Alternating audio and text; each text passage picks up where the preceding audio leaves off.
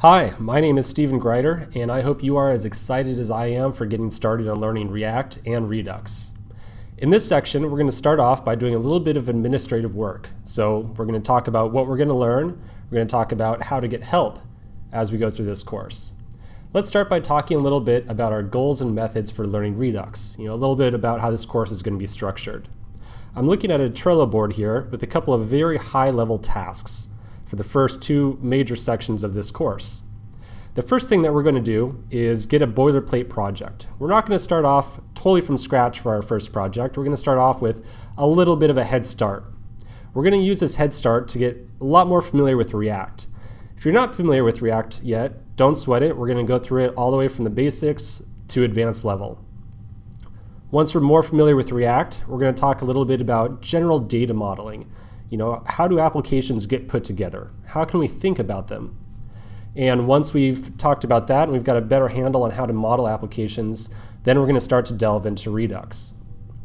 If you're already familiar with React, I still recommend you at least skim through these sections. We're going to talk about a lot of very new concepts like ES6 and a lot of other advanced React topics. And I just want to make sure that even if you are familiar with React already, you've got a solid foundation, a solid base to go into the Redux content. So let's talk a little bit more about one other topic, and that is how to get help. These are the best resources for getting help for me during this course. If you have any questions about anything, any errors pop up, you don't know why they're popping up, some content is unclear, maybe I misspeak in some section, whatever it might be.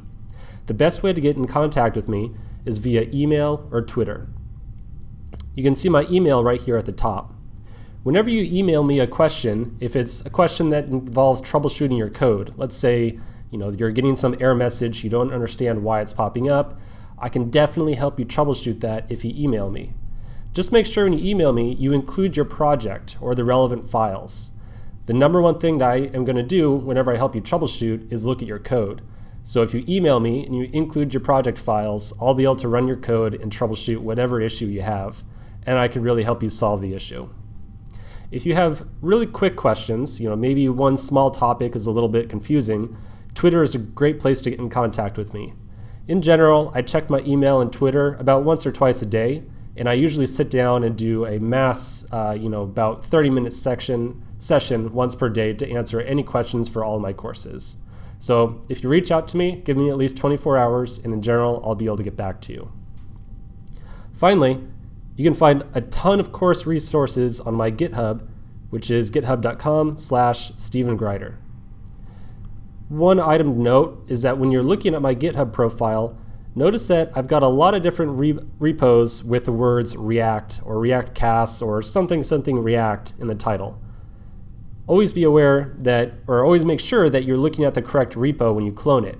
I've had several people accidentally clone the incorrect repo, and then they get a little bit confusing because the files that they pulled down are not the same files as the ones that we're talking about in the video. So whenever we pull from a repo, just double check on the title, make sure it's the same one. Okay, so now that we got the administrative stuff out of the way, let's get started in the next section.